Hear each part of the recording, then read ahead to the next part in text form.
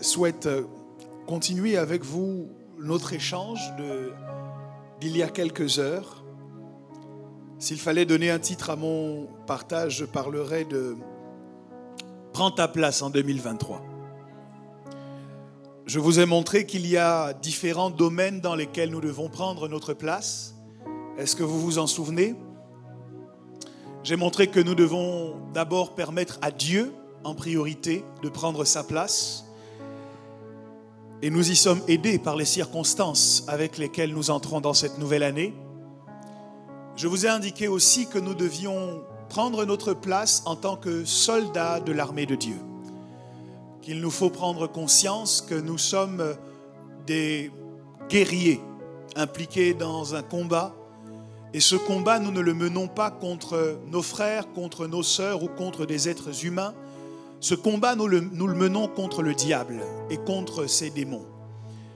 Ce combat implique que nous connaissions les armes que Dieu a mises à notre disposition. Ce sont des armes qui sont efficaces lorsque nous nous tenons dans la justice, lorsque nous défendons la vérité et lorsque nous nous positionnons dans la vertu de Dieu. Quelqu'un me donne un bon amen.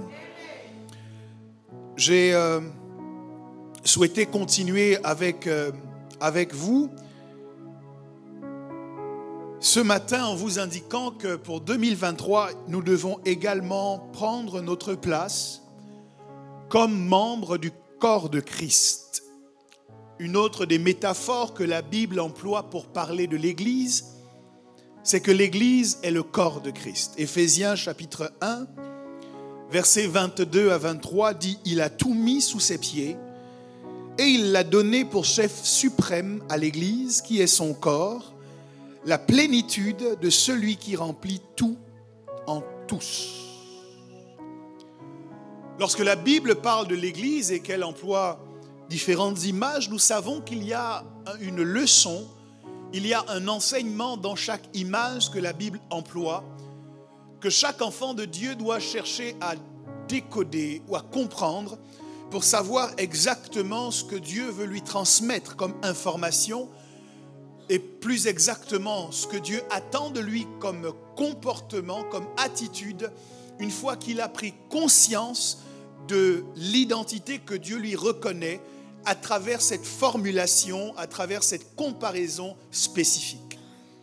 Quelle est donc la leçon ou l'enseignement que Dieu veut nous communiquer lorsqu'il nous dit que nous sommes des membres du corps de Christ? En ce premier culte du mois de janvier, nous aurons l'occasion de partager tout à l'heure la scène et donc de prendre part au corps et au sang de Christ. Et l'un des passages au sujet de la scène, qui d'ailleurs inquiète un grand nombre de spécialistes de la Bible et est à l'origine parfois de dissensions au sujet de la table du Seigneur, c'est une déclaration de l'apôtre Paul qui dit que celui qui prend sans discerner le corps prend un jugement contre lui-même. Et il dit c'est à cause de cela qu'il y a parmi vous des malades, des infirmes, des gens qui meurent avant le temps, parce que vous prenez la table sans discerner le corps. Et il y a plusieurs explications qui ont été données au sujet de cette déclaration de l'apôtre Paul. Les gens ont dit que discerner le corps, c'était prendre conscience lorsque nous nous approchons de la table que ce pain est vraiment le corps de Christ, que ce sang est vraiment le sang de Christ. De cette manière, nous avons discerné le corps, c'est-à-dire que nous avons réussi à faire la différence entre des éléments naturels et des éléments spirituels. Cependant, ce n'est pas la seule lecture que l'on peut avoir de cette déclaration de l'apôtre Paul, et vous comprenez que c'est essentiel de la percevoir correctement à cause des implications qu'il y a à l'intérieur, puisque ne pas comprendre ce que veut dire discerner le corps peut nous exposer à des morts prématurées, peut nous exposer à des maladies, peut nous exposer au jugement. Donc nous devons comprendre très clairement de quoi Paul parle ici lorsqu'il nous dit qu'en nous approchant de la table, nous devons savoir discerner le corps. La compréhension que j'en ai n'est pas exactement la même que celle que je viens de vous livrer. Parce que ce que la Bible nous affirme, c'est qu'aujourd'hui, Christ est la tête de l'Église et que l'Église est son corps. Et nous ne pouvons pas dissocier la déclaration de Paul à la métaphore que la Bible utilise pour parler de l'Église. Lorsque la Bible parle du corps, l'une des choses premières auxquelles nous devons penser, ce n'est pas uniquement à ces éléments-là, mais c'est à l'Église qui est le corps de Christ. Quelqu'un me donne un bon amen. Donc lorsque l'apôtre Paul nous dit, attention, lorsque vous vous approchez de la table, vous devez discerner le corps. Il n'est pas uniquement en train d'attirer notre attention sur le pain et le vin, mais il attire notre attention sur les membres de la communauté afin que nous sachions les identifier, non pas comme des adversaires, non pas comme des étrangers, non pas comme des ennemis, mais comme des membres du corps auquel nous appartenons. C'est pour ça que la Sainte Seine ne se prend pas seule dans sa maison. La Sainte Seine réclame le pain et le vin, mais pas seulement. Elle réclame également la communauté. Elle réclame le fait que les gens soient ensemble. Donc l'élément inconnu de la table du Seigneur, c'est le rassemblement. C'est pour ça que la Bible dit des premiers chrétiens qu'ils persévéraient dans l'enseignement des apôtres et dans la fraction du pain. On met la fraction du pain au même niveau que l'enseignement des apôtres. Donc réaliser que ton frère à côté de toi est bien ton frère est un enseignement aussi important que les déclarations apostoliques qui ont fondé l'Église.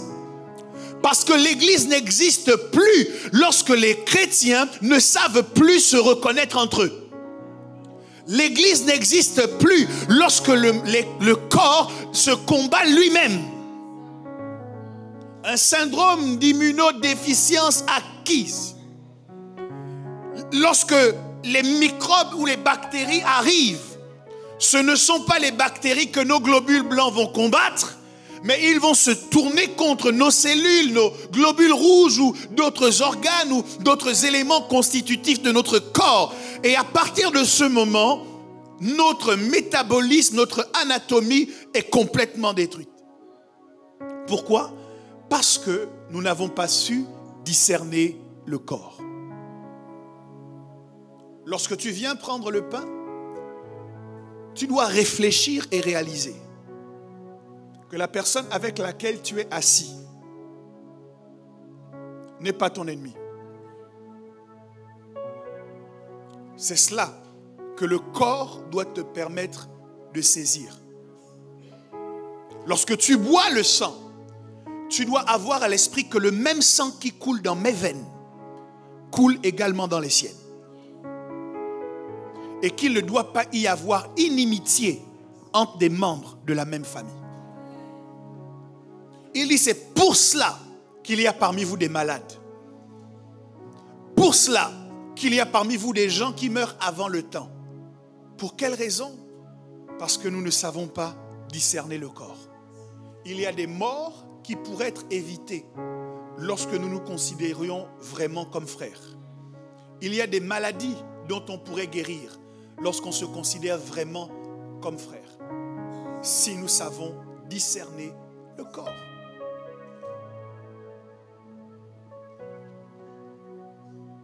En 2023, tu dois prendre ta place comme membre du corps. Je dis, tu n'es pas membre d'une secte. Tu n'es pas membre d'un groupuscule. Tu n'es pas membre des gens avec lesquels tu as des affinités. Tu es membre d'un corps. Ça veut dire que le pouce ne peut pas combattre l'orteil sous prétexte qu'il n'est pas à proximité ou qu'il n'a pas d'affinité avec l'orteil. Parce que les deux sont membres du même corps. Et ne pas comprendre cela selon la déclaration de Paul attire le jugement, attire la mort prématurée, attire la malédiction, attire la maladie parce qu'il n'y a pas de discernement du corps. En 2023, prends ta place en tant que membre du corps de Christ. Je n'entends pas bien ton amen. Je n'entends pas bien ton amen. Dis avec moi, je prends ma place comme membre du corps. Je prends ma place comme membre du corps. Beaucoup de choses peuvent être enseignées au sujet de cette métaphore que l'apôtre Paul emploie et que d'autres écrivains du Nouveau Testament réutilisent. C'est que dans un corps, chaque élément a une fonction. Dites avec moi, prends ta place. On est en train de commencer l'année. Dites avec moi, prends ta place. Dites encore avec moi, prends ta place. Bien. Je dis, chaque élément dans le corps a une fonction. Et les problématiques que le corps va connaître, c'est quand des éléments dans le corps décident de délaisser leur fonction initiale pour aller occuper une fonction qui n'était pas la leur. Essayez d'écouter avec vos yeux. Essayez de manger avec vos oreilles. Essayez de parler avec vos pieds. Dans le corps humain, ce sont des choses qui sont extrêmement compliquées à faire. Mais dans le cadre de l'Église, c'est ce que nous observons tous les jours. Il y a des pieds qui veulent diriger. Il y a des orteils qui veulent ordonner et commander. Chaque élément du corps a sa fonction. J'ai entendu quelqu'un qui a révélé la fonction secrète du petit orteil. Il a dit, le petit orteil sert à vérifier que les meubles de la maison sont bien en place. Vous n'avez jamais expérimenté ça? Vous êtes en train de marcher et tout ça, et puis votre... Ah!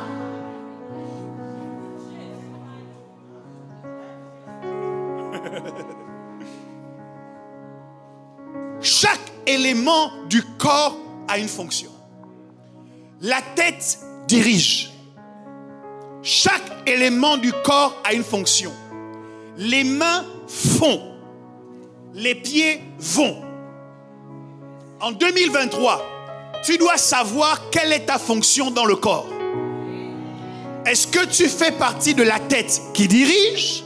Est-ce que tu fais partie des mains qui font? Est-ce que tu fais partie des pieds qui vont? 3 éléments distincts. J'aurais pu les détailler un petit peu plus. Mais pour que le corps fonctionne, les mains ne peuvent pas diriger. Et les mains ne peuvent pas aller.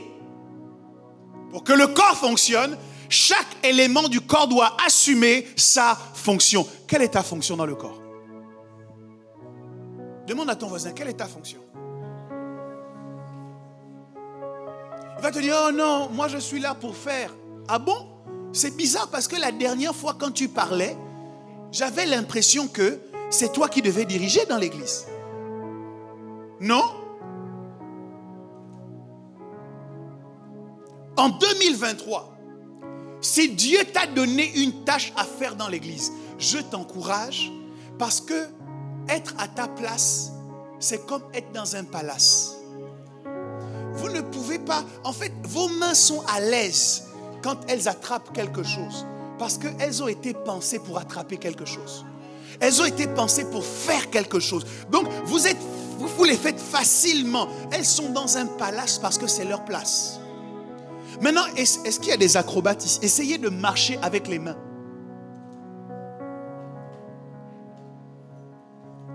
À moins que vous n'ayez des capacités, une agilité en termes d'acrobatie, de gymnastique qui soit extrêmement développée, ça peut être un peu compliqué.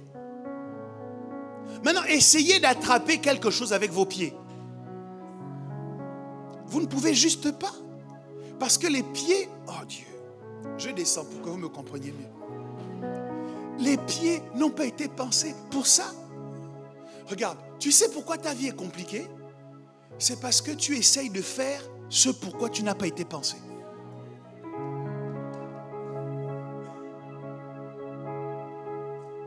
Ah, je sais, vous aviez besoin d'une révélation. C'est ça la révélation. Demande-toi pourquoi tu as été pensé et fais-le. Qui est chantre ici? Ok, Frédéric a levé la main. Lève-toi, Frédéric, viens me voir. Donnez-lui un micro, s'il vous plaît.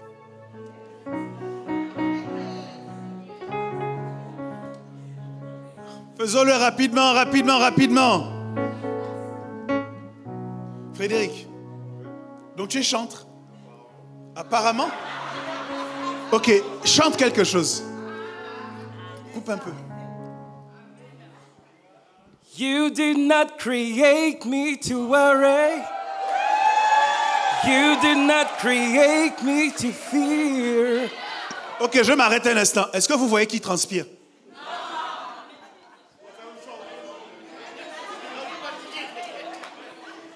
Vous voyez qui transpire? Vous avez l'impression que c'est Dieu? Bon, qui n'est pas chantre? Michel, viens. Michel, tu as fait le conservatoire, viens.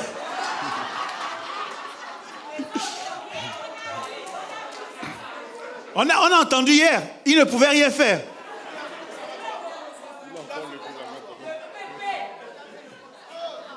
Tu vois dans sa démarche déjà qu'il souffre.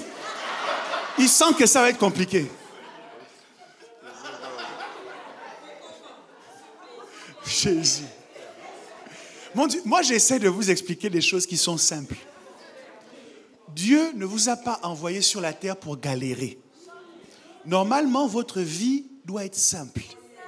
Mais quand vous vous rendez compte qu'elle est très compliquée, souvent, c'est parce que Michel veut faire le Frédéric. Ou Frédéric veut faire Michel. C'est cela qui est à la base. Comprenez-moi bien, je ne dis pas que la vie que Dieu vous a destinée à vivre, il n'y aura pas d'épreuves, il n'y aura pas de combat. Non. Ce que je dis, c'est qu'il y a un niveau d'épreuve qui n'est pas normal. Il y a un niveau de combat qui n'est pas normal et qui vous explique qu'en fait, vous n'avez pas le niveau pour faire ce que vous voulez faire. Et quand Michel va essayer de chanter, je vous dis comment vous fonctionnez, et qu'il va se rendre compte qu'il n'y arrive pas, vous savez ce qu'il va faire? Il va commencer à dire, il y a certainement un sorcier dans ma famille qui combat mon destin. Et il va se mettre à prier de toutes ses forces. Mais mois après mois, année après année, il va se rendre compte que même quand il essaye de chanter, après avoir jeûné 7 jours et 7 nuits, son chant n'est jamais aussi mélodieux que celui de Frédéric. Parce que quand Dieu les a envoyés dans le corps, Dieu leur a donné à chacun un équipement particulier. Et les choses que Frédéric ne peut pas faire, Michel va pouvoir les faire. Et les choses que Michel ne peut pas faire, Frédéric va pouvoir les faire. C'est pour ça que nous sommes inarrêtables. Parce que lorsque le diable essaie de nous piéger dans ce que nous ne pouvons pas faire, nous avons au milieu de nous quelqu'un qui peut le faire. Et nous sommes efficaces parce que nous ne nous battons pas pour faire ce que nous ne pouvons pas faire. Nous appelons seulement la personne qui a été pensée par Dieu pour le faire. Et elle arrive et sans transpiration aucune, elle le fait. Merci Frédéric. Merci. Est-ce qu'on peut acclamer le Seigneur pour eux?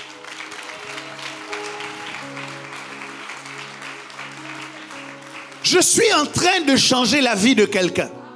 Je suis en train, lorsque vous regardez quelqu'un faire les choses qu'il fait, vous avez l'impression que c'est facile pour lui. Ça ne veut pas dire que c'est facile. Ça veut dire qu'il a été pensé pour le faire. Quand vous allez essayer, vous allez commencer à dire que, mais comment c'est possible? Pourquoi c'est si compliqué? Il y a des choses que vous allez développer en travaillant. Vous avez commencé, ça ne fonctionne pas bien, et plutôt que de vous décourager, vous forcez. Et cela vous permet de développer de nouvelles compétences.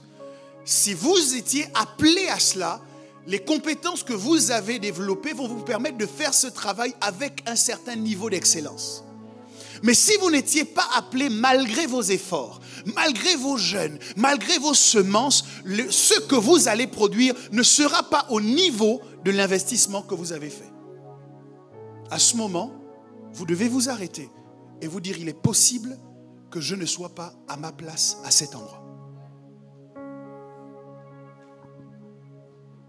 Et plutôt que de te battre pour savoir exactement quelle est ta place dans le corps, beaucoup d'entre nous se battent pour que l'autre qui est à sa place dégage.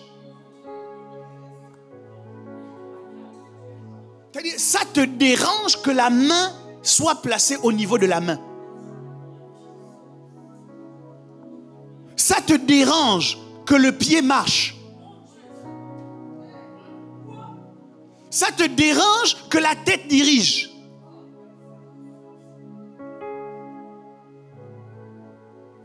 Vous voyez, je vous ai parlé hier des combats. Il dit, il faut mener le bon combat.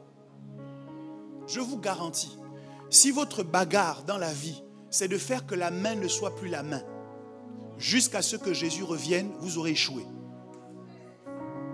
Quelqu'un m'entend? Quelqu'un m'entend?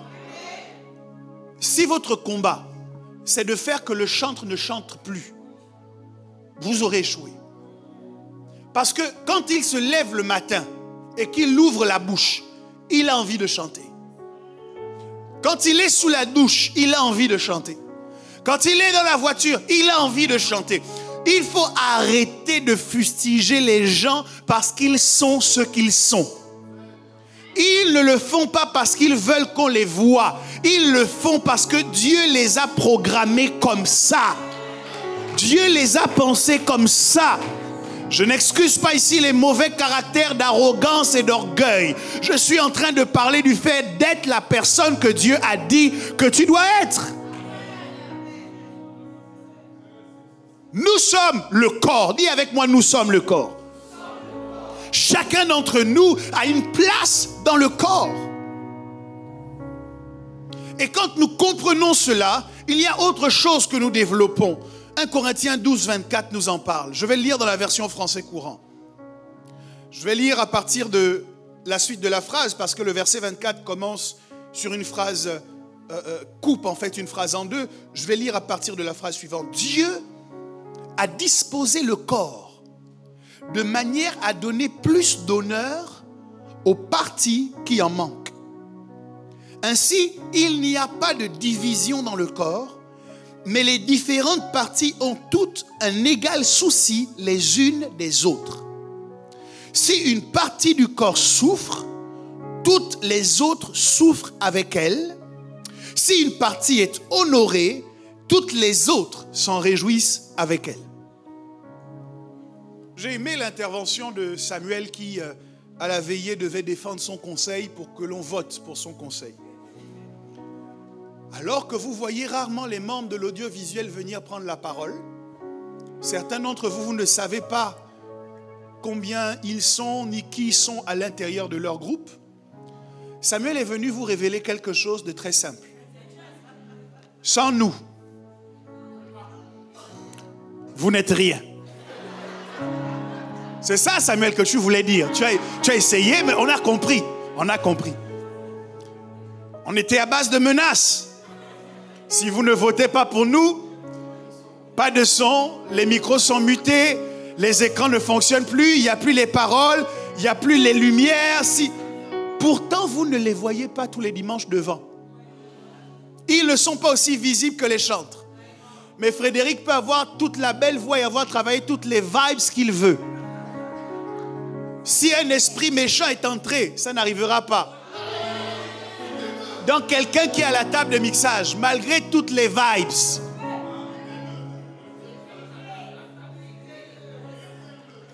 Vous savez pourquoi Dieu fait les choses comme ça? Comme ça, à la fin, quand Frédéric descend, il respecte Noé.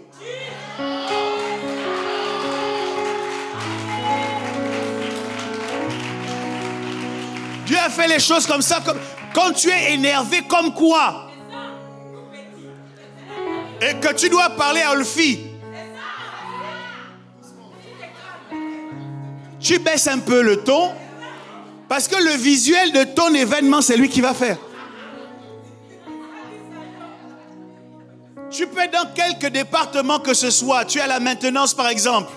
Si tu dois parler à Karen, tu parles doucement. Parce que qui va faire l'annonce pour le recrutement dans ton conseil?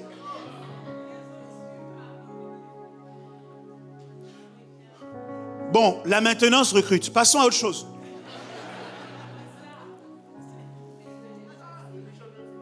Est-ce que vous me suivez? Dieu s'est organisé à nous permettre à tous d'être chacun dans un poste dans le corps. Parce que l'église locale est une manifestation visible de l'église universelle. De la même manière que l'église locale fonctionne, le corps de Christ dans son ensemble fonctionne ainsi. Je vais vous surprendre, mais en termes d'église locale, chaque église locale a une fonction. C'est pour cette raison que dans une même ville, vous pouvez avoir différentes églises locales. Comme sur une même main, vous avez différents doigts. Les gens qui ne comprennent pas ce mystère d'ici, l'église était unie, on n'aurait pas beaucoup d'églises dans la même ville. Non, sur la même main, on a plusieurs doigts. Pourquoi? Chaque doigt a sa fonction, chaque doigt a son utilité. Et chaque église locale a une fonction qui s'exprime dans sa vision. C'est pour cela que la vision d'une église est essentielle, est importante. Et qu'on dit que nous devons être loyaux à la vision, parce que la vision te renseigne sur ta fonction dans le corps de Christ dans son ensemble.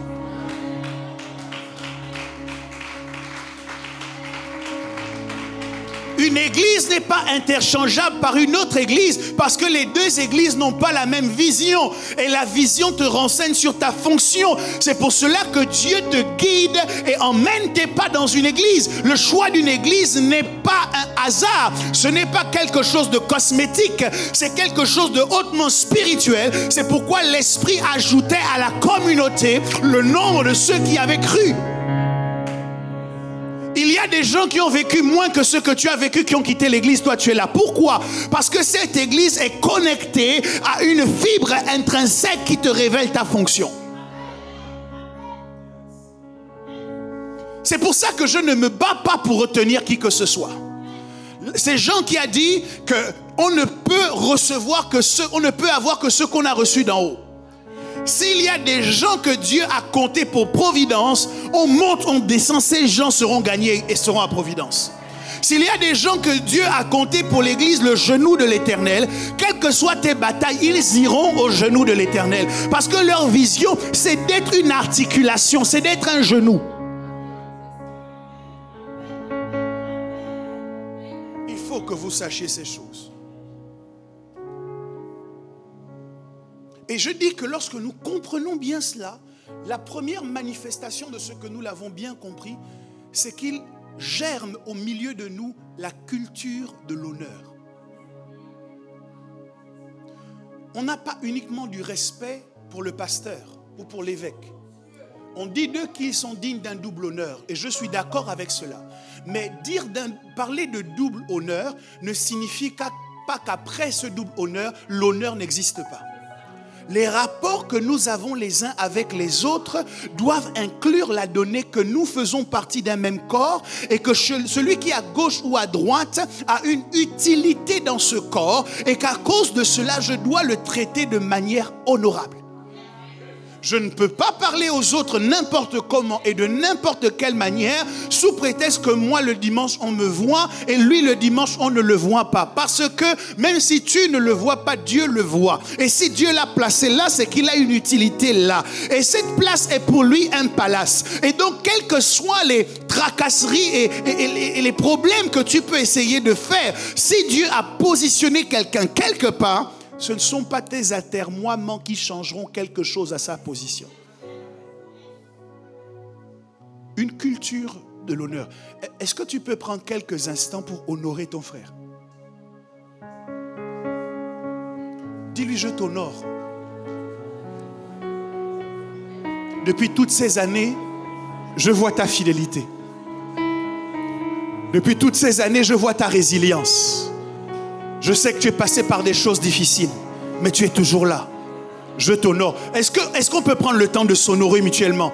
Vous avez acclamé le Seigneur pour ma vie, mais prenez le temps de vous honorer pour vous-même. Parce que Providence ne serait pas Providence sans chacun de vous.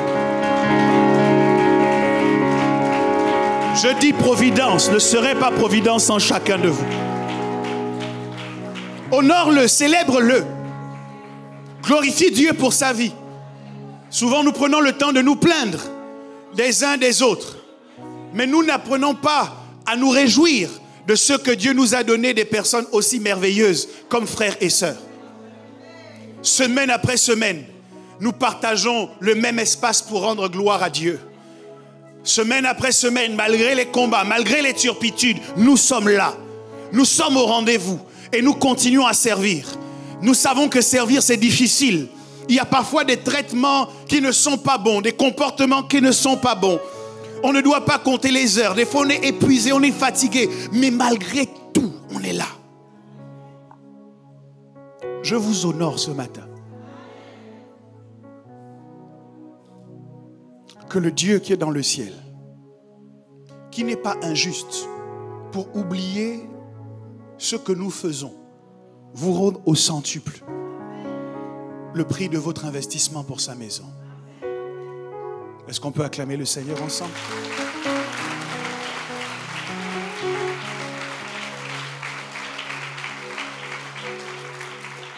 J'ai appris que quand les gens se parlent mal, c'est qu'ils n'ont pas la conscience du corps. La deuxième chose, c'est l'indifférence. Quand les gens sont indifférents les uns aux autres, ça veut dire qu'il n'y a pas la conscience du corps. Je vous garantis que le plus petit orteil, si vous le cognez quelque part, tout le corps va se sentir concerné. Ce n'est pas le petit orteil qui va parler, c'est la bouche. La bouche va dire aïe, mais c'est le petit orteil qui s'est fait mal. Ça veut dire quoi? Ça veut dire qu'au milieu de nous, quand il y a une personne qui s'est fait mal, il doit y avoir une bouche qui s'ouvre.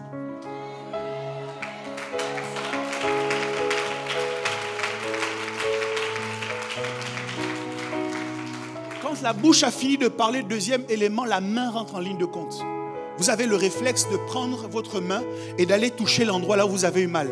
Pourquoi? Ce n'est pas la main qui s'est fait mal, mais la main est concernée par la douleur qu'il y a sur le petit orteil. C'est-à-dire que dans la conscience du corps, quand quelqu'un se fait mal, il y a toujours une main qui doit intervenir pour consoler. Il y a toujours une main qui doit intervenir pour dire ça va aller, qui va dire courage, qui va dire on est ensemble. C'est pas moi qui me suis fait mal. Je sais que toi tu as mal, mais je suis là comme une main pour venir intervenir et te fortifier dans ce que tu traverses.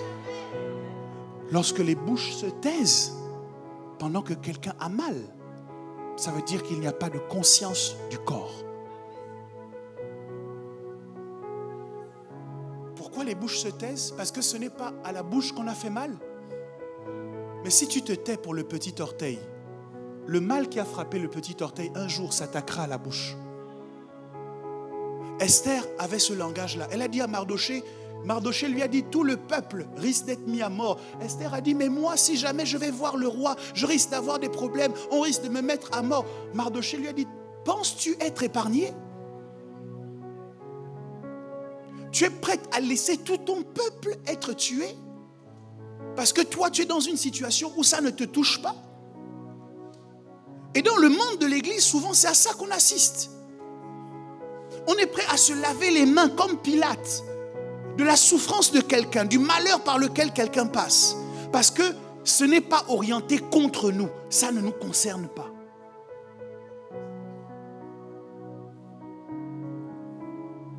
Et pourtant, le mal que tu ne dénonces pas aujourd'hui va t'atteindre demain.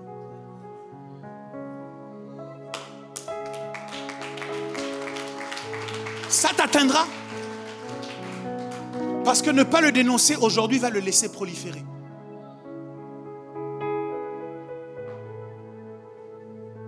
La conscience du corps. Il dit, vous êtes le corps de Christ. Il doit y avoir des réactions de corps. Le cerveau va réfléchir. Va se dire, ok, il y a une douleur qui est causée. Comment on fait pour guérir ou pour apaiser cette douleur qui est causée? C'est ainsi qu'on va aller dans notre boîte à pharmacie, qu'on va chercher de la pommade et qu'on va mettre sur l'endroit où on s'est fait mal. Parce que tout le corps est concerné par un élément qui arrive à un membre du corps.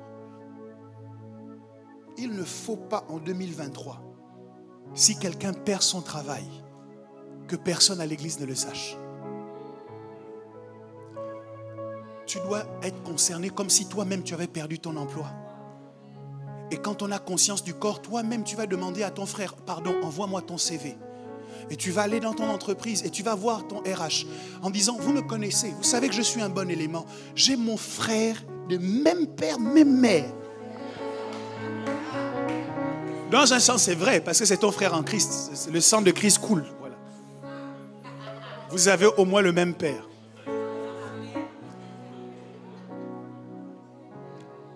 C'est vraiment quelqu'un d'efficace.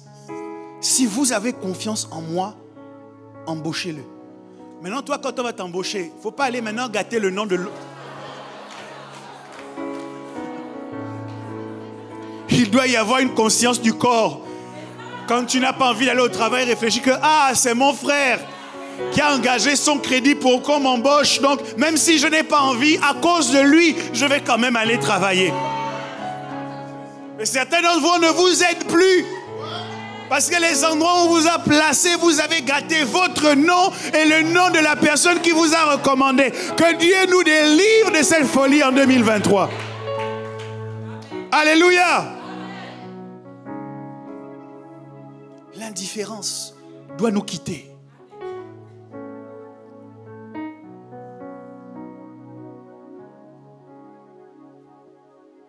Je pourrais dire beaucoup de choses sur ce sujet, mais je veux vous donner le deuxième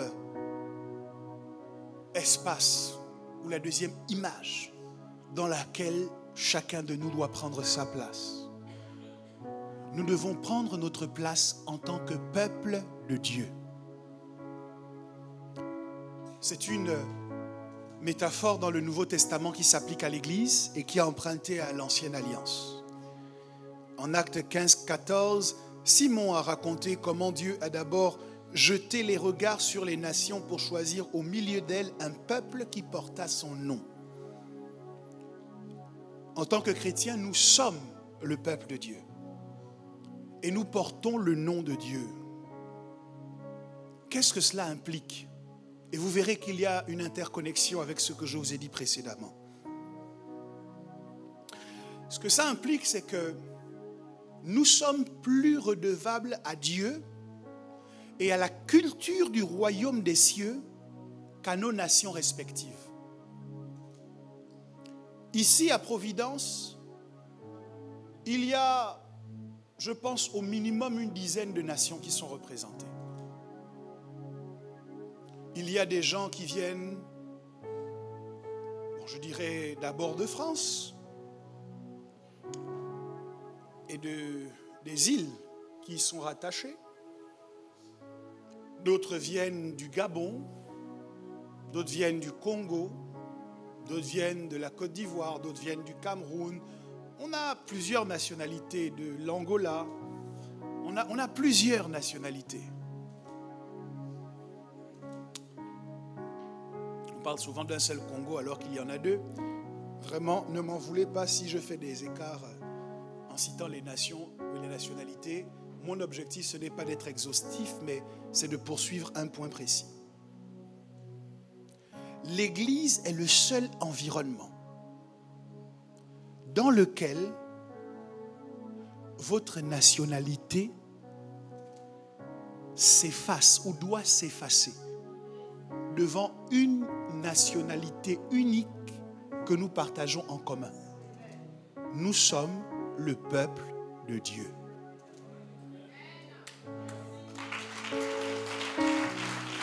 Ça ne m'intéresse pas de savoir qui est Gabonais. Ça ne m'intéresse pas de savoir qui est Congolais, qui est Béninois, qui est Togolais, qui est Camerounais. Ça ne m'intéresse pas. La Bible dit que nous sommes le peuple de Dieu. Et moi, je me bats régulièrement pour que, à Providence, chacun, quel que soit son pays de nationalité humaine, puisse s'épanouir sans avoir l'impression qu'il y a une barrière culturelle qu'il doit d'abord traverser avant de comprendre le message de l'Évangile. C'est pour cette raison que nous prêchons en français. C'est pour cette raison que lorsque des gens commencent à se parler un langage qui n'est pas le parler en langue des anges, et que je suis dans les parages, je leur dis non, ici, on parle en français pour qu'on se comprenne tous. Parce que si moi je parle dans ma langue, que je ne connais pas,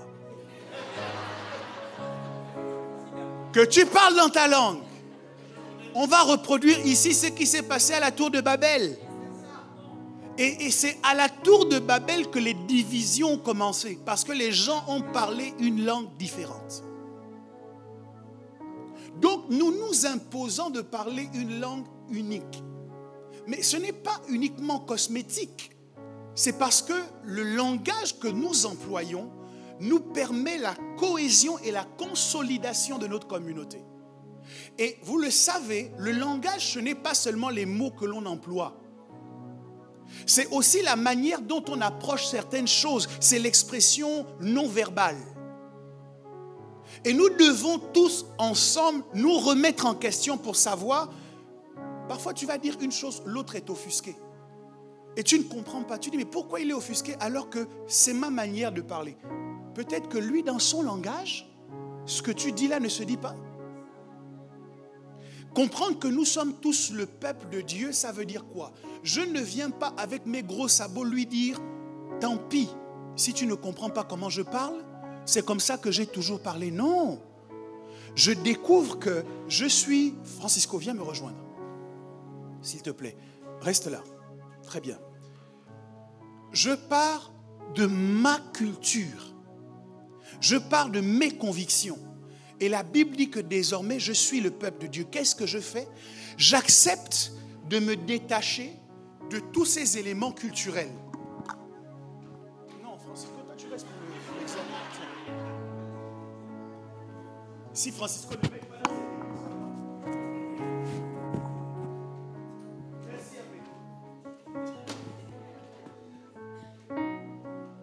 très bien. Cette veste-là représente mon éducation. Ça représente mes certitudes dans la vie que mes parents m'ont enseignées. Ça représente mon histoire personnelle. Ça représente tout ce à quoi je tiens et qui me définit en tant qu'individu. J'ai tendance à oublier que cet individu-là allait aller en enfer. Avec la belle veste de moi je suis ceci, moi je suis cela, j'allais aller en enfer. Le seul moyen pour moi d'être sauvé, c'est que Jésus est venu et il a créé un autre vêtement. Le vêtement peuple de Dieu.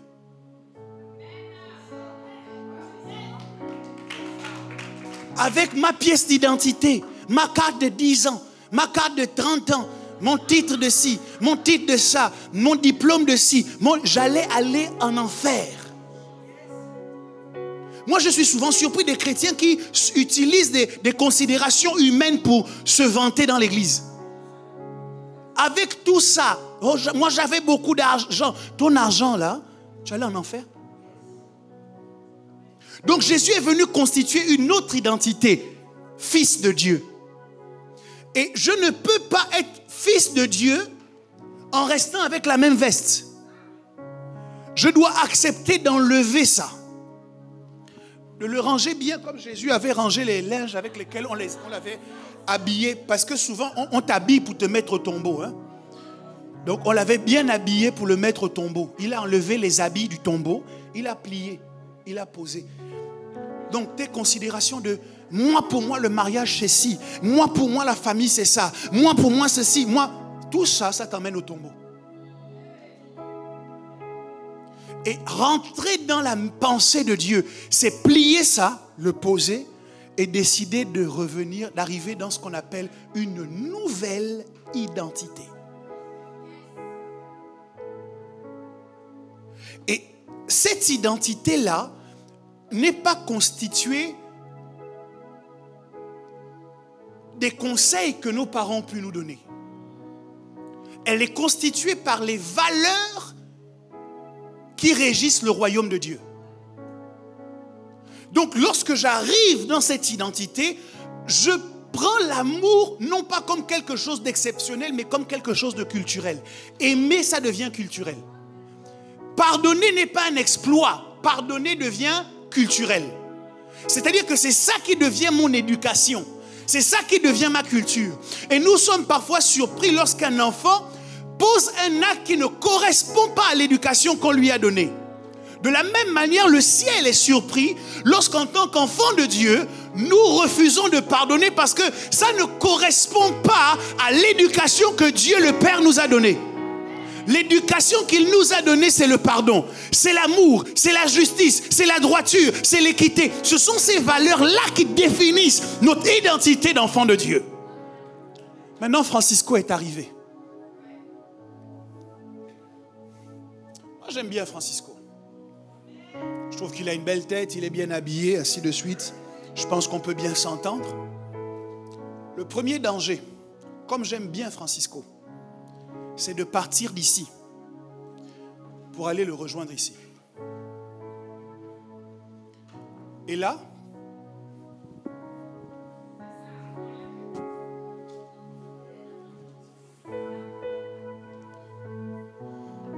c'est là où maintenant, lui et moi, on va commencer à revêtir la même veste. Vous n'avez pas vu comment il y a des gens qui ont commencé à fréquenter une autre personne et ils commencent à développer des comportements que vous ne leur connaissiez pas. C'est parce qu'il s'est mis sous la même veste.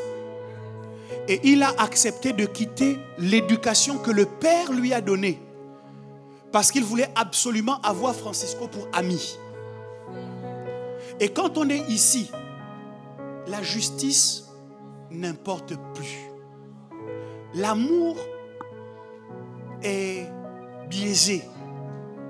La vérité, oh.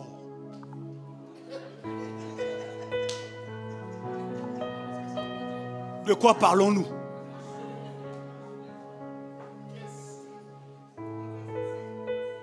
Est-ce que vous me comprenez? En 2023, prends ta place comme membre du peuple de Dieu. Ce qui doit se passer, c'est que l'identité que Dieu m'a donnée, l'éducation que Dieu m'a donnée est tellement forte à l'intérieur de moi que je peux dire à Francisco, Francisco, je t'aime, mais viens. Je vous l'ai dit, le père du fils prodigue, bien qu'il aimait son fils, n'est jamais allé le chercher.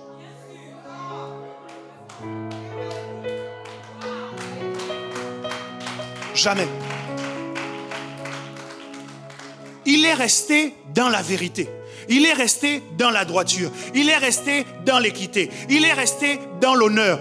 Si vraiment tu es mon fils, tu sauras où me trouver.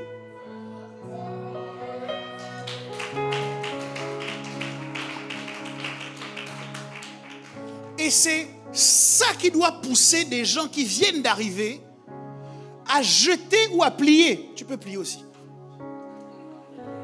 Parce que Francisco est là et il voit des gens qui sont là tous les dimanches. Ils chantent, ils dansent, ça se passe bien, ils ont l'air de s'aimer. Ça le touche. Il dit, mais comment je peux expérimenter ce type d'amour et de relation? Et on lui explique que tu peux expérimenter en laissant ta veste là. Il dit, ah, moi c'est ça que je cherche.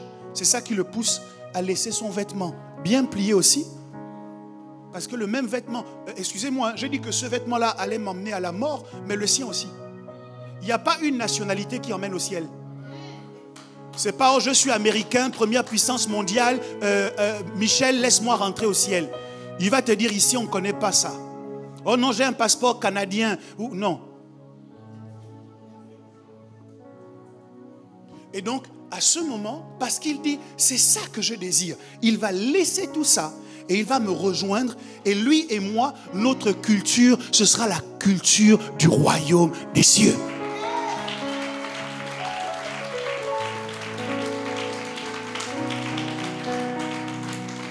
Dans la culture du royaume des cieux, on ne règle pas ses problèmes comme au marché. Avant que quelqu'un t'a fait quelque chose, tu vas d'abord dire à tout le monde sauf au quelqu'un. Dans le royaume des cieux, quand il y a un problème, je te regarde toi, je te dis il y a un problème.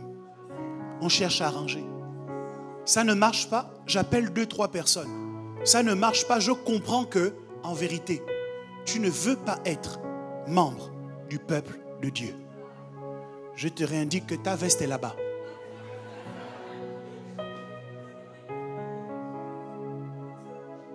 Est-ce que quelqu'un m'entend? Merci Francisco.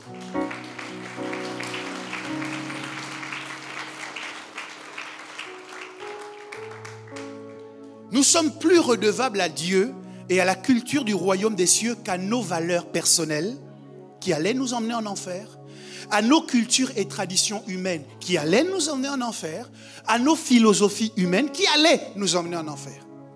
Toutes ces choses doivent fléchir le genou devant notre appartenance au peuple de Dieu. Il y a un autre cas de figure que j'ai oublié de préciser. Francisco, s'il te plaît, reviens. Tu peux rester là? Viens, Sonia.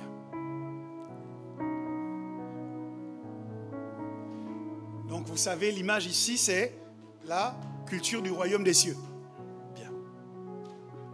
Sonia arrive. Et elle entend bien l'évêque qui prêche tous les dimanches sur la culture du royaume de Dieu, des cieux, les valeurs. Elle entend bien ça. Mais quand elle regarde Francisco au loin, elle se rend compte qu'ils viennent du même pays. Et donc, ça ne l'intéresse pas trop ce que le prédicateur dit. Ce qui l'intéresse, c'est de trouver quelqu'un du même pays qu'elle. Maintenant, viens Yannick.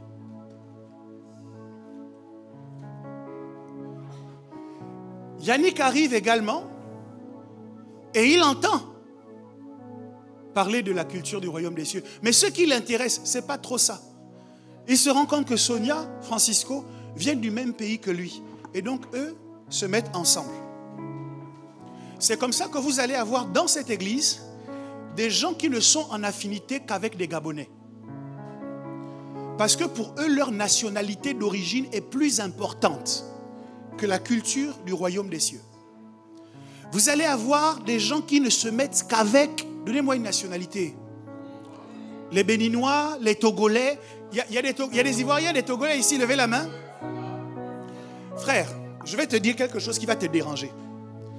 Si la majorité des gens avec lesquels tu t'entends bien viennent du même pays que toi, ce n'est pas la culture du royaume des cieux qui te pilote. Ce sont les affinités humaines.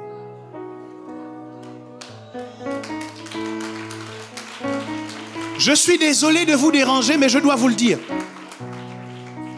Parce que avant de rentrer en relation avec quelqu'un, tu checkes d'abord son passeport. Et tu dis, ah lui, il vient de la même contrée que moi. Ça veut dire qu'on aura les mêmes, comment on appelle ça? Les mêmes références culturelles. Quand je vais dire tel mot, il va le comprendre comme moi je le dis. Donc, plutôt que de faire le travail de reprogrammation pour établir à l'intérieur de moi la culture du royaume des cieux, je préfère rester dans une affinité qui est basée sur nos origines naturelles. Et heureusement que les premiers chrétiens n'étaient pas comme ça. Heureusement que Paul n'était pas comme ça. Parce que sinon, il ne serait allé évangéliser que des Juifs. De la tribu de Benjamin. Heureusement qu'il a estimé que l'évangile, c'était pour les Éphésiens, les habitants de Galatie, que c'était pour les Colossiens et pour les Corinthiens. Et c'est ce type de choses qui va créer... Comment vous dire? Merci, vous pouvez reprendre place. Ok.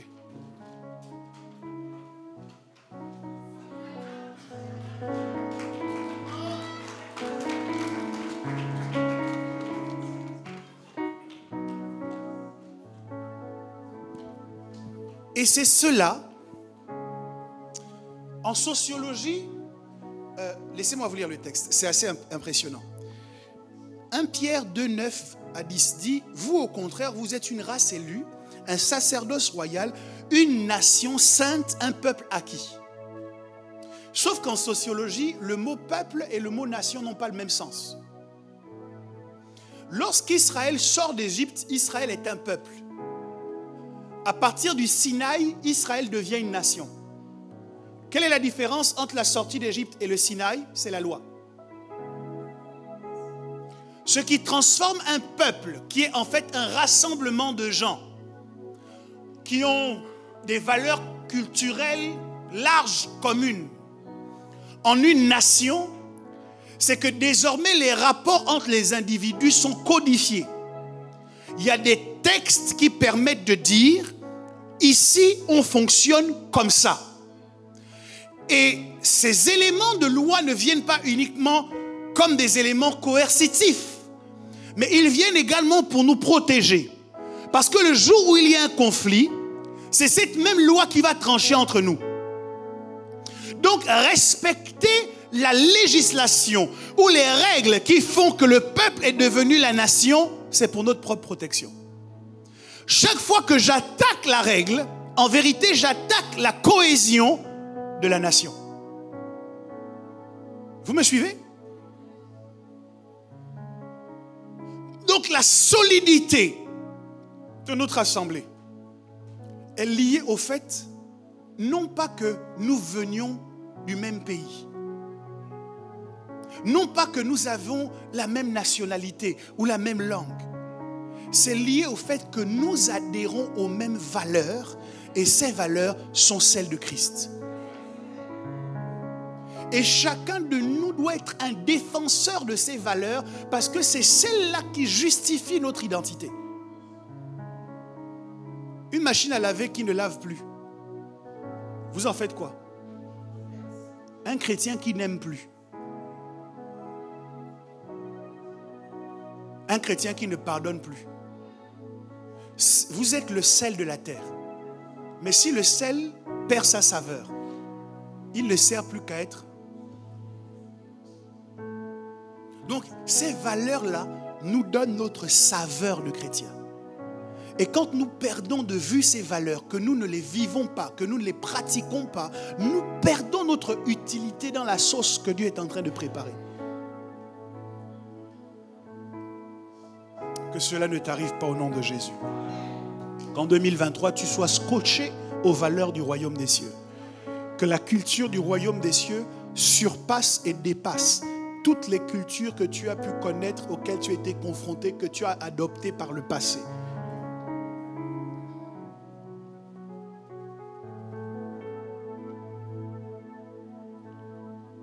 Il dit, en Romains 9, 25 à 26, selon qu'il le dit dans Osée, « J'appellerai mon peuple celui qui n'était pas mon peuple, et bien-aimé celle qui n'était pas la bien-aimée. Et là où on leur disait, vous n'êtes pas mon peuple, ils seront appelés fils du Dieu vivant. » Ton voisin, ce n'est pas un Gabonais. Ce n'est pas quelqu'un qui vient de la Guinée équatoriale. Ce n'est pas un Américain, ce n'est pas un Nigérian, peu importe. C'est un fils du Dieu vivant. C'est la première chose que tu dois avoir en pensée lorsque tu le regardes. Quand tu lui parles, quand vous êtes en interaction, la première chose que tu dois avoir à l'esprit, c'est cela. Et ça fait que nous ne connectons pas avec les gens sur la base de notre nationalité. Nous connectons avec les gens sur la manière dont ils érigent dans leur vie les valeurs du royaume des cieux. Ça ne m'intéresse pas que toi et moi on vienne du même pays. Si tu es un menteur, je ne veux pas marcher avec toi. Allô? Si tu es un menteur, je ne veux pas marcher avec toi. Ah, mais on connaît le même hymne national, m'en fous. Je ne veux pas marcher avec toi si tu vis dans le mensonge. D'ailleurs, en 2023, je pense qu'on va commencer à s'enregistrer mutuellement ici. On va se filmer. D'ailleurs, il y en a qui le font déjà. Et je pense qu'il faut faire. Trop de menteurs. Oh Dieu, les dieux. Les menteurs n'hériteront pas du royaume des cieux. Vous devez le savoir. Donc, je connecte avec toi parce que quand je te vois, je vois quelqu'un qui essaye de ressembler à Jésus. Ça m'intéresse parce que moi aussi. Et comme le fer aiguise le fer, toi et moi, on va s'aider. On va se challenger. Le jour où je veux vriller, tu dis, mon frère, pardon. Ce n'est pas ce que Jésus nous demande. Ça me rattrape. J'essaye tous les jours un peu. Ouais, ça ne peut pas trop vous réjouir ce que je vous dis. Nous n'étions pas, mais désormais nous sommes. Il ne t'appelait pas, tu n'étais pas bien-aimé, mais désormais on t'appelle bien-aimé. Tu n'étais pas son peuple, désormais tu es son peuple. Ça veut dire que personne ne peut te limiter et te culpabiliser et te condamner par ce que tu étais. Aujourd'hui, tu es son peuple. Avec tous les privilèges, avec tous les avantages que cela implique, tu es son peuple. Donc on arrête de te rappeler ce que tu étais. Ah mais toi on te connaît, tu étais dans tous les bars de la capitale, c'est toi qui étais dans toutes les boîtes de... Ça ne m'intéresse pas. Ce qui compte c'est qu'est-ce que tu es aujourd'hui. Et je veux dire à quelqu'un, ce n'est pas trop tard. Quelle que soit l'histoire que tu as connue, tu peux encore la changer. Il y a de l'espace dans l'histoire de Christ pour que la femme syro-phénicienne obtienne la délivrance de son enfant qui était tourmenté. Il y a de l'espace pour que ceux qui n'étaient pas deviennent. Il y a le pouvoir de devenir. Mais qu'est-ce que tu vas devenir si la seule chose que tu veux, c'est rester? Oh, moi, je veux rester comme je suis. Non? Nous sommes en voyage. Chacun de nous doit avancer pour être quelqu'un de différent demain. Donc je suis au regret de vous annoncer que nous ne chanterons pas la Concorde ici, ni la Marseillaise, ni une autre chanson de ce type. Mais nous prions pour nos nations parce que nous avons de l'amour pour elles. Nous prions pour que Jésus se révèle à elles. La Bible dit « Heureuse la nation dont l'Éternel est Dieu ». Nous devons prier pour nos nations. Ce n'est pas pour rien que Dieu nous a permis d'en venir. Mais lorsque nous arrivons à l'église, nous sommes le peuple de Dieu. Amen.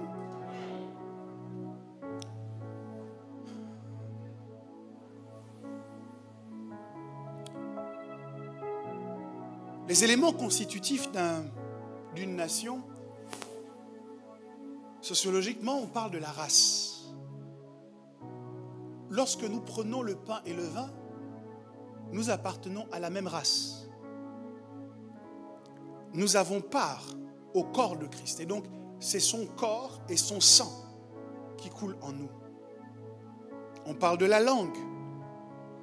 Je vous l'ai dit tout à l'heure, la langue, ce n'est pas uniquement les mots que nous employons. Je crois que c'est beaucoup plus la manière dont nous exprimons ce que nous exprimons. Dans l'Église, nous nous battons pour exprimer ce que nous voulons dire avec le plus de considération possible, avec le plus d'amour possible, et nos rapports sont empreints d'une volonté de nous comprendre mutuellement et de faire preuve de bienveillance les uns envers les autres. Un autre élément constitutif, c'est le sol. C'est pour cela que Dieu fait sortir Israël en disant « Je vous donne pour possession Canaan ». Ils partent de là, ils ont déjà un endroit qu'ils vont aller posséder. Et quand vous comprenez que vous appartenez à un royaume ou à une nation, vous avez un attachement presque viscéral au sol qui appartient à la nation. Chaque fois que vous arrivez dans ce lieu, il est comme une ambassade, pas comme c'est une ambassade du royaume des cieux. Il doit donc y avoir un attachement fort de chacun de nous par rapport au lieu que Dieu nous a donné et nous a indiqué pour l'adorer. Cette église n'est pas l'église du pasteur, c'est ton église. Toutes les choses qui concernent ce lieu ne sont pas uniquement la problématique des autorités de l'église, ça te concerne aussi. Parce qu'il y a un attachement fort que tu dois avoir à ce lieu parce qu'il est constitutif de la communauté que nous sommes aujourd'hui. Je vous ai déjà parlé de la culture et je finirai avec le bien commun. Dites avec moi le bien commun. Dites plus fort le bien commun. L'une des choses que l'on apprend, c'est que l'intérêt supérieur de la nation prime sur les intérêts individuels. Quand nous sommes dans le cadre de providence, nous devons réaliser qu'il y a un intérêt supérieur qui prime sur nos intérêts partisans. C'est pour cette raison que le but de l'Église, ce n'est pas de te satisfaire toi. Son but, c'est de remplir sa mission, d'accomplir sa vision, et tu trouveras satisfaction dans l'accomplissement de la vision. Parfois, nous assistons à des combats où les gens veulent absolument tirer la couverture de leur côté pour que l'Église soit constituée ou soit orientée, organisée pour leur faire plaisir à eux. Moi, je voudrais que l'on fasse les choses comme ça, que l'on chante comme ça, que l'on fasse ceci, que l'on fasse cela. Tu dois savoir que l'intérêt supérieur prime par rapport à tes intérêts personnels. Moi, j'ai toujours, quand j'allais à l'église, c'est quoi les chansons qu'on chantait à l'époque là?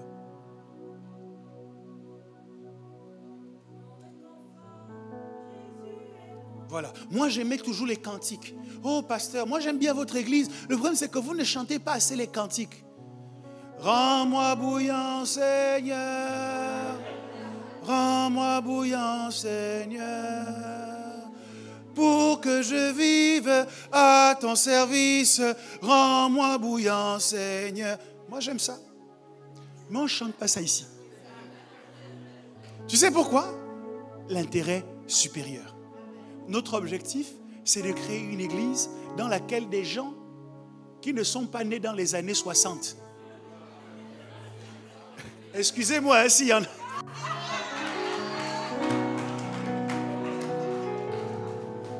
Soient les seuls à se sentir à l'aise. Non.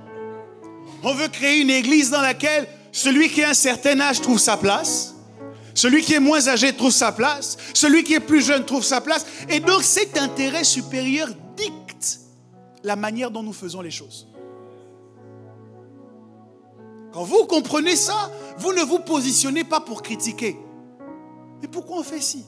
Pourquoi on ne fait pas comme ça? Pourquoi on ne fait pas comme ça? Vous réalisez qu'il y a un intérêt supérieur que l'on vise. Vous me comprenez?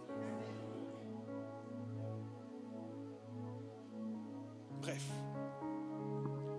Tout cela pour vous dire qu'il y a une place à prendre en 2023. Et que chacun de nous, en fonction de la manière dont il occupera la place qui est la sienne, vivra une année simplifiée, facilitée ou une année compliquée. On a dit à Paul, mais Paul, pourquoi me persécutes-tu? Il te sera difficile de régimber contre les aiguillons. Les aiguillons, c'était des pics que l'on utilisait pour obliger le bœuf à aller dans une direction. Et puisque le bœuf est attaché à un attelage, celui qui est sur l'attelage a toute la latitude de le piquer pour l'orienter. Donc, régimber contre les aiguillons, ça aurait été que le bœuf réussisse à se retourner et a dit à celui qui le pique, mais c'est quoi ton problème? Jésus dit à Paul, ça ne t'est pas possible. Donc, quand Dieu te positionne quelque part, il l'utilise comme un aiguillon pour te dire, c'est la direction que je veux que tu suives. Et plusieurs difficultés de vie sont liées au fait que nous essayons sans cesse de nous retourner pour dire à Dieu, moi je veux suivre une autre direction. Dieu dit non, ça te sera difficile de faire ça. Alors je ne sais pas depuis combien de temps tu luttes contre cette voix qui te dit en toi quelle est la direction que tu dois suivre. Mais je veux te faire gagner du temps. Aujourd'hui, accepte d'occuper ta place. Si tu es membre du corps de Christ, alors assume de ce que les autres personnes qui sont autour de toi sont à discerner comme des membres de ce même corps. Si tu es membre du peuple de Dieu, comprends le principe de l'intérêt supérieur. Ce n'est pas toujours évident. Ça oblige à se mettre en arrière-plan. Mais l'intérêt supérieur doit primer. Parce que ce n'est pas dans un club que Dieu nous a envoyé. C'est dans une église qui a une vision, un visionnaire et une mission. Et nous allons accomplir toutes ces choses. Je dis, nous allons les accomplir. Ah, ton amen me pose problème. Je dis, nous allons les accomplir.